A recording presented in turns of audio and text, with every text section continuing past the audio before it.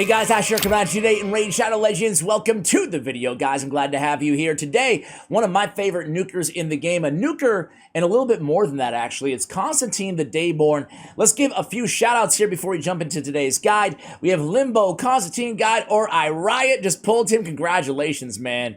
Limbo, again, congratulations, bro, because he is a great S-tier nuker in the game. Someone please doing it. Someone, well, man, you're commenting on my videos. I'm going to make it happen, dude. We have Corrupt Cerrone wants a Konstantin Arena video guide. We have Miller Time looking forward to a Konstantin video now. Wants to build him around Vlad. Vlad the Nightborn and Konstantin, they're two kind of companion champions. We'll run them both together in today's video as well. Love the videos. Vlad and Konstantin, the only two Void Legos that I have ever pulled, and it just so happens they complement each other. While Chris Sr., dude, you know what? That's a great combo to have and see fish. How did you build your Konstantin? Well, guys, I will show you today in the video, but first let's take a look at his kit. Again, he is a Void Legendary, Sacred Order champion, attack-based champion, actually received a pretty big buff about a year ago or so, maybe around 6 months ago. So now he's even better than he once was. He looks really cool. Sacred Order champion again with that flaming sword. Really cool aesthetics on this champion. I don't know about you guys, but I dig it. We have Sword of Suns. Very appropriate, right? On the A1, attack one enemy, places an extra hit if the target is under any debuff. Really, really good there. Great damage multipliers. We're going to take a look at them in just a second here. Rune Shatter is A2 ability, attacks all enemies not one but two times. Each hit will ignore 10% of each target's active defense. For every leech, decrease defense and block active skills they are under. So the ability to really stack up that ignored defense, provided we set him up with some of these debuffs. On the A3, Quietude attacks one enemy. Before attacking, steals all buffs from the target, transfers all debuffs from this champion to the target. So we're going to make that old trade-off, right? All debuffs from Konstantin go to so whoever we're attacking, the defender, and then all of their buffs are going to go to us instead. That's pretty powerful here, guys.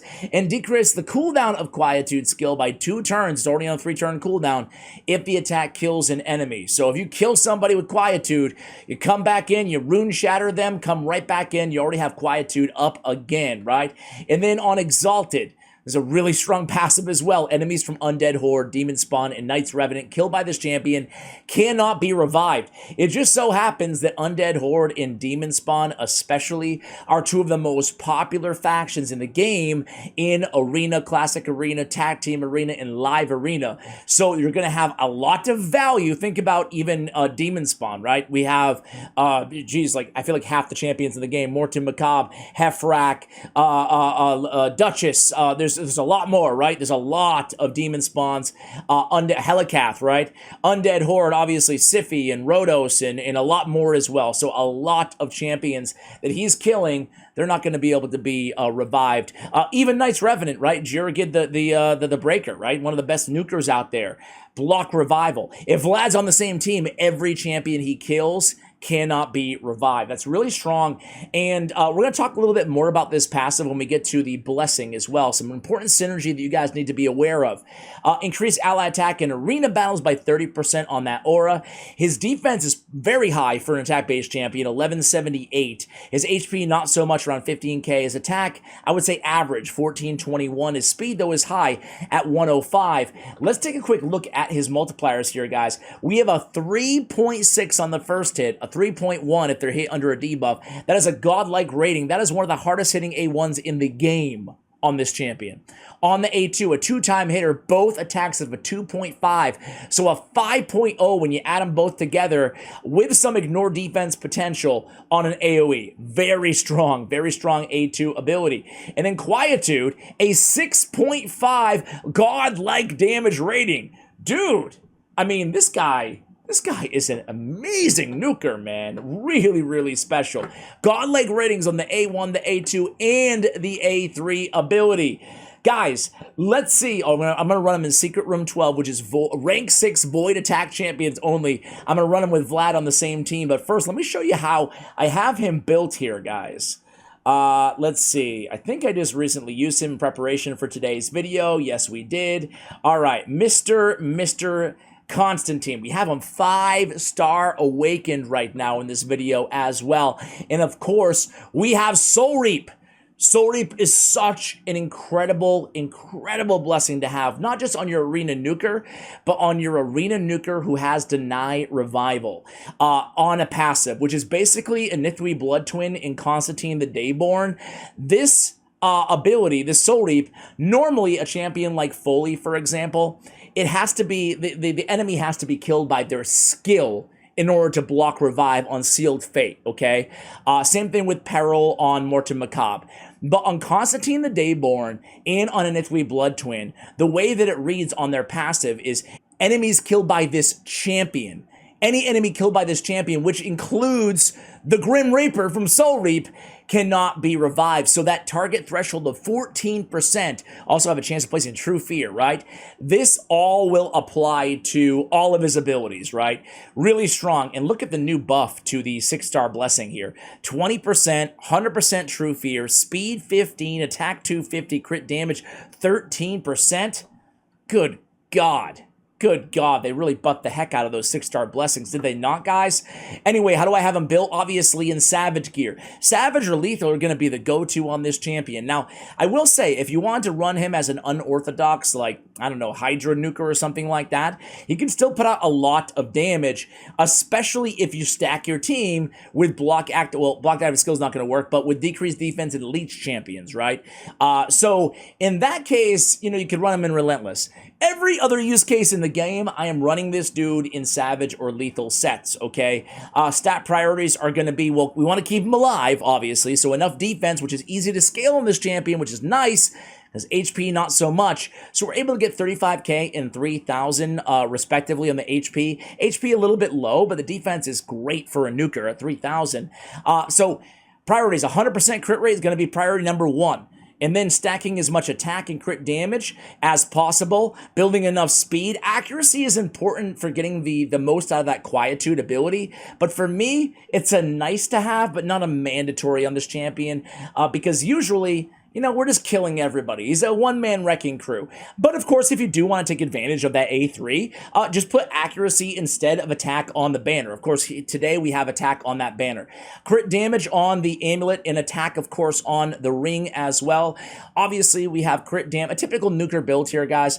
We have crit damage on the gauntlets, we have attack percentage on the chest, and we have speed on the boots as well. I really don't like to put attack percentage on my nukers, even in the arena, on their boots anymore, unless I just have god tier speed gear everywhere else. I don't like running the 160 speed, 170 speed nukers anymore, 180 speed for that matter. I'm always aiming for around 200 if I can get there. But of course, beauty is in the eye of the beholder. I just don't find it worth it, except for maybe on a couple niche scenarios, champions that I want to build slow for whatever reason, okay? But anyway, like a Mortem Macabre, for example, right? Anyway, Masteries on this champion. I already told you Soul Reap is the way to go, I think, for blessings. For Masteries, we have a very typical arena build here. Now, I will say on the defensive side of things, we want to take advantage of that A1, you know? Very hard hitting. He has the Deny Revival chance there. You could put him in, I guess you could put in the in that last spot, you could probably put some retaliation gear on him in that too. Now that's a 2-piece set, right? But either way, let me move out of the way here. This is the way that I like to go, guys. You know, crit rate, we don't need the crit rate here. Actually, I could probably redo the Masteries. Let me see if it's going to cost me here. Yeah, I don't want to pay the gems, but I would reset because I'm at 105 on crit rate. I can get by with just the extra attack. Either way, crit rate and attack. We want Shield Breaker. We want Ruthless Ambush. And we want or Bring It Down, excuse me. So those 3 Masteries, really important. And of course, the most important of all is going to be Helm Smasher, ignoring more defense from this champion. All right, guys, let's go ahead and stop talking about the dude, and let's run him. Of course, we're going to run him in the arena. Before that, let's run him and just kind of compare the damage. He and Vlad on the same team is quite a dynamic duo. I forgot who it was there who requested this video, but man, having these 2 legendaries, you lock everybody out. I mean, look at this, and you deal so much damage. This is A2, and Soul Reap just killed everybody, and you saw block revive across the board. Did you guys see that? You can rewind, I can't. That was a nuke and a half, and it was really, again, that target threshold HP of 14% on that Soul Reap that came in and finished everybody off, and you guys saw the proof in the pudding there. Another block revive, Demon Spawn, going against Krutraxa there. Nice to have all those stuns on the team, too. That's the A2 nuke. Boom! You see how hard that hits, guys? Oh, my word. Look at his damage on this team. That's going to be incredible stuff here. Almost 1,000,000 damage from my man Konstantin the Dayborn. What a nuker, guys. What a nuker. Wow, and a new best time there on that squad as well. Let's go into the arena with this dude. Whew. He's really, really good. I gotta try him in retaliation. Maybe I'll make a guide on him for the main channel as well. Treat this as a sneak peek, guys. All right, so I'm gonna put him in a regular old nuke team. Yeah, let's just throw him here. But instead of Mithrala, let's put. Actually, you know what? I take that back. Oh man, I wish I could just get it. Okay, Mithrala's still there. Instead of Warlord, let's put the Bros.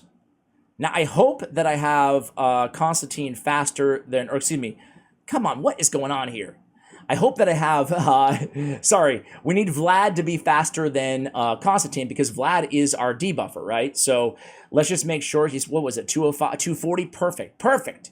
All right, so Vlad, I don't think I need to do anything in terms of presets or anything here. So let's see what we can do, guys. You're going to see the dynamic duo in action.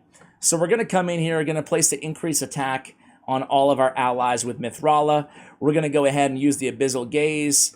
I don't even need to, I'm just going to come in with the A3 anyway. Dude, come on, Vlad. You're supposed to let Konstantin set things up here with a big boy nuke. You know what? I guess what we'll do is we're just going to block, revive, block, revive. See what I'm talking about, guys? I mean, what did he even... Oh, because Vlad's on the same team. I'm like, dude, how did he block revive everybody? Same thing in the in the secret room. I'm like, wait a second here. It's because he's on the same team, so he has universal block revive. All right, we need a tankier team, man. We need a tankier. None of these teams are tanky enough. We want to go against a nice, robust, hardy. Hey, it's a Vlad sighting here, guys. A nice, robust. This is not strong enough. Let's just go against him anyway, right? Let's go against him anyway, and then we'll find some nice tanky teams to go against as well. And then I'm going to be out of here after a few arena battles because it is, what is it? It's Daddy Social Hour at my kiddo's school for Father's Day. We actually lose this one, so they go first and we lose. We have no Reviver on the team. We're running Mithrala instead of Arbiter, so womp womp there. Obviously, it comes down to speed. You're not going to win them all, right, unless you're fast enough. There's a lot of speed teams here, too, but this is a nice tanky team. This is more of along the lines of what I was looking for, right? And keep in mind that Vlad got a big buff as well, right? So on his A3 now, it's an AoE decrease defense as well as a block active skills, which you can see right there. Look at this. Now he's going to come in with that A2. Boom, boom. Oh, man. Oh, block revive on everybody, even the Reaper. Oh, it's a beautiful thing. It is a beautiful, beautiful thing. This tandem, I want to say, they're this close to be an endgame meta, like top live arena. They're not far off. The only thing that they're kind of missing is a buff removal mechanic with all the stone skin in the game right now, right? They don't have that, but, you know, they bring a lot to the table anyway. And you can pair them with a champion like Kaimar or a Mighty Uko if I didn't have a Kaimar on a team like this, right? I like setting up the Opportunist Mastery, right? I like using my champion to go in there with a sleep or anything to trigger that extra damage. And man, I mean, you're seeing what kind of damage Vlad can put out too, right? It's pretty crazy, guys. I think you get the point here at this point.